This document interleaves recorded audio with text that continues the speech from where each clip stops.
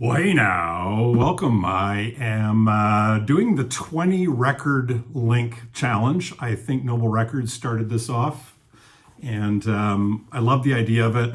I've had my head down researching all morning.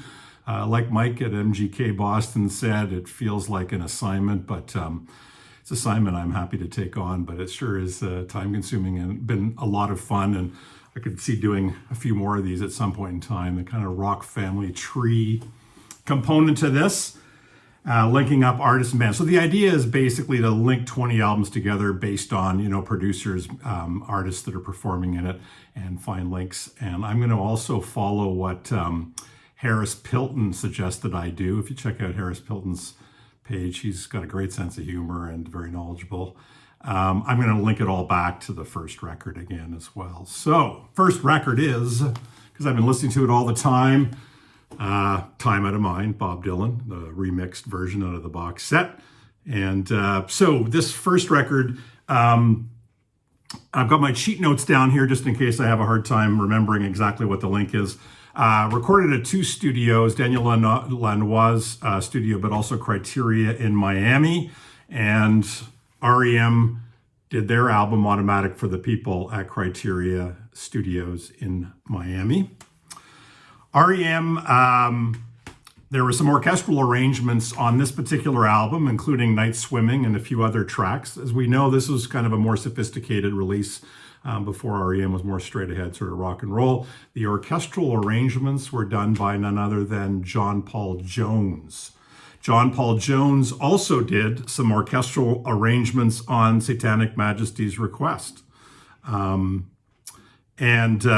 Sorry, don't remember which track it was, but it's okay. He did some of the arrangements, string arrangements on this particular album. Also performing on this album, I have to look at my list so much, was Ronnie Lane. He did some backup vocals on this particular album, Ronnie Lane of Small Faces and Faces. And Ronnie Lane also recorded this exquisite album, a collaboration with Pete Townsend, Rough Mix.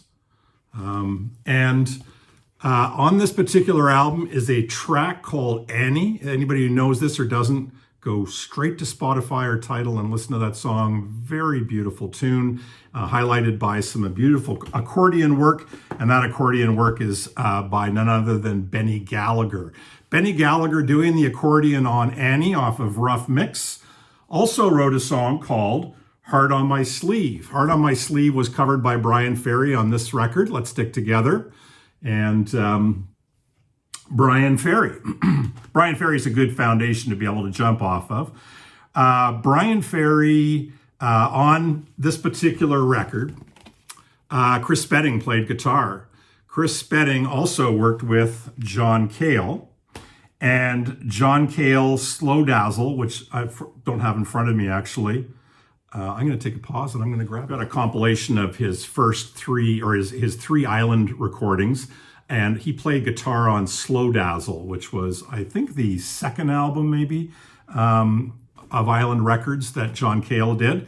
So Chris Spedding playing on John Cale's Slow Dazzle off of one of the parts of this compilation of the three Island Records that John Cale did. John Cale, of course, also produced Patti Smith's first record, among many other great recordings. On Patti Smith's first recording, the Patti Smith Group, we had Lenny Kaye on guitar. Lenny Kaye famously was the person who basically put this whole Nuggets series together, really a seminal collection of garage and early psychedelic singles. And at the time, many bands that weren't that well known. So this is the Nuggets artifacts and early psychedelic era music. Lenny Kaye, the curator, did all the liner notes, but he's the one who did the whole project. On Nuggets is a song called by the Standells called Dirty Water, Boston, You're My Home. That goes out to you, MGK. And that particular song was also recorded by a band called The Inmates. First Offense was the name of their record, and they did a cover of Dirty Water, just to prove to you that I'm right. The Inmates, great sort of R&B, blues R&B band, very tight. So Dirty Water was by the inmates. This particular album was produced by Vic Mail. Vic Mail was quite popular in the late 70s, early 80s as a producer. Vic Mail also produced this band, Dr. Feelgood. This is a really good compilation. And the first album on so again, this was a few of their albums, but Down by the Jetty was the name of the album, the first Dr. Feelgood record.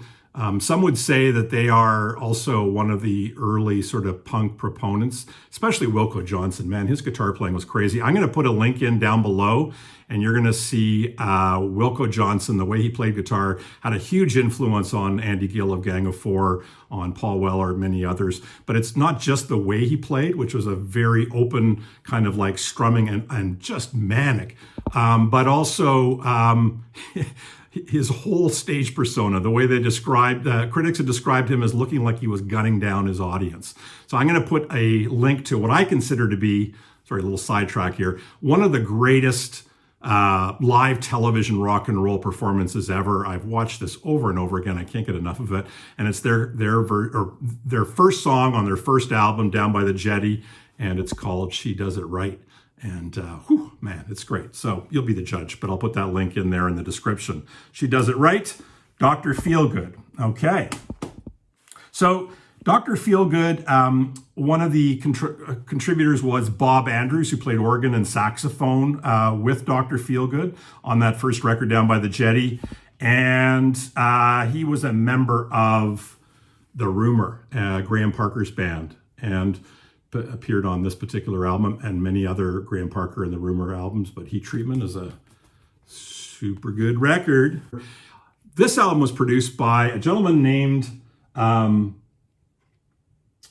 Robert John Lang. Now, I heard that name and I went, sounds somewhat familiar. John Robert Lang is Mutt Lang. Mutt Lang, Mr. Shania Twain, sorry for the disrespect there. But obviously a massive producer. Later in his career was producing AC/DC, obviously Shania Twain, many other big hits. But he produced Graham Parker and the Room and Heat Treatment, this particular record. So,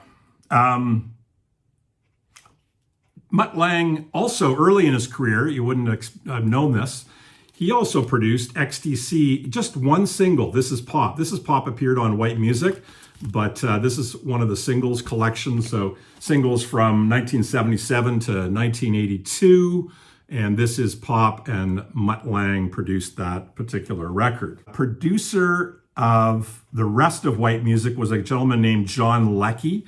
John Leckie produced this magazine record, Real Life.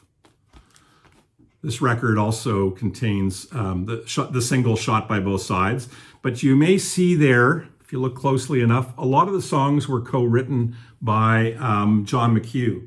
John McHugh was in magazine and wrote a lot of the music on this record, including, no, not Shot by Both Sides was co-written by Devoto and Shelley, but he wrote a lot of the songs on this record.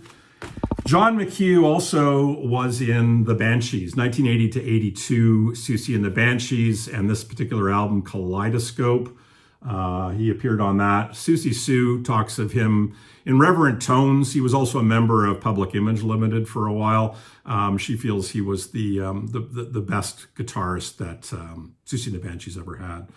And Kaleidoscope, this was, I believe, the first record that he played on, I think 1980, Susie and the Banshees. So some of this record was recorded at a place, I remember hearing about this, called the Coach House, and it was part of Rockfield Studios in Wales. Apparently a beautiful old facility, like the buildings themselves were old and full of character.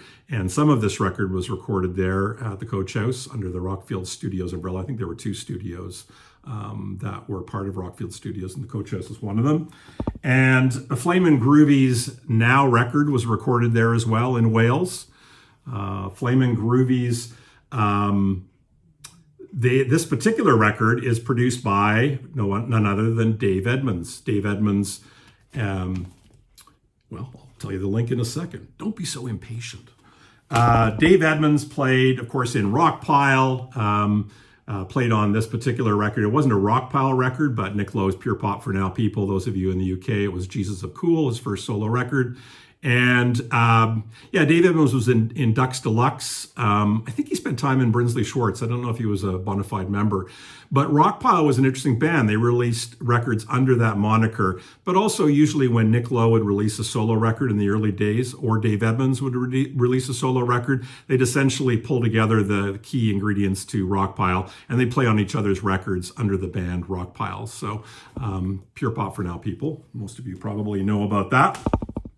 Nick Lowe produced the first 5 records of Elvis Costello. He didn't actually produce this particular record. This was produced by Jeff Emmerich, who was an engineer with the Beatles. This was a big change for Elvis Costello, really broadening out his palette, I guess you'd say. And there was a lot more, I guess, orchestral and just beautifully arranged, more sophisticated sound for Elvis Costello. And one of the songs on this was a tune called Almost Blue that Elvis wrote after hearing Chet Baker do The Thrill Is Gone on Chet Baker's Sings, which is another seminal album. And he wanted to start to write songs that I guess had a little more sort of sophistication, but also a little more space and emotive, that wasn't just maybe sort of angry and high energy. And Almost Blue off of this record was covered by Chet Baker. So the song that was on Imperial Bedroom, Almost Blue, Chet turns around and actually covers it and does an exquisite job. This is the soundtrack to Let's Get Lost. I'm not sure if it's very easy to get this. I've mentioned this before, but just an outstanding soundtrack and a really good movie, all black and white, Bruce Weber documentary at the end of Chet's career. Late Chet was incredible. I think he was, probably very inconsistent, but some of his recordings were really great. I'm waiting for a double CD to arrive, which is Memories of Tokyo, which was, I think, 6 months before he died, but just an exquisite performance, both vocally and his lyrical trumpet. But you'll see on there somewhere, Almost Blue. A great cover. So Chet Baker. Okay, how am I going to this next one? So Chet Baker, Let's Get Lost. Oh, yes. So in the movie Flea from the Red Hot Chili Peppers, who's a big jazz fan, he had a stepfather who was a jazz musician, so he grew up with jazz in his life. Flea appears in the movie, and he's kind of hanging out with Chet and getting filmed and making some comments, and they're kind of down by the Santa Monica Pier and on the beach and just fooling around, really. Flea wrote and performed a song on the soundtrack to the Basketball Diaries. So this Basketball Diaries was kind of an early film based on the book written by Jim Carroll. Jim Carroll, the writer and the central figure of that autobiography, was played by Leonardo DiCaprio in one of his earlier performances. And the Basketball Diaries, Flea played a song or composed and performed a song off of the Basketball Diaries soundtrack. The Basketball Diaries, as I mentioned, was written by Jim Carroll. Jim Carroll had his own band, the Jim Carroll Band. This excellent recording, Catholic Boy, contains the song City Drops Into the Night.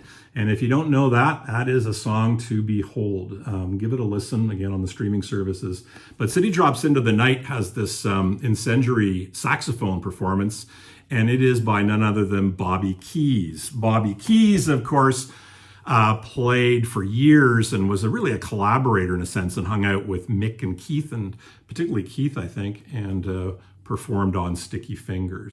Piano on Sticky Fingers, but on the track Wild Horses, which again, a big single for the band. The piano was done by a gentleman named Jim Dickinson, and Jim Dickinson piano on this particular track. Now, Jim Dickinson was not only a session musician, I think he worked out of Muscle Shoals Studios, but he also became quite a sought-after producer, and he produced Pleased to Meet Me. Second time I pulled up Pleased to Meet Me in the last few days of recording these videos. Pleased to Meet Me, Jim Dickinson was the producer of that, and Jim Dickinson played piano and Wurlitzer piano and Wurlitzer on Bob Dylan's Time Out of Mind at the Criteria Recording Studios. Ooh, bang! 20. Link 'em up. 20. How about you guys? It's time consuming. And now I'm out of breath. I don't know if it was all the coffee I drank or what, but boy, I was pumped to do this. So there you go. Carpe diem. See you soon. Bye.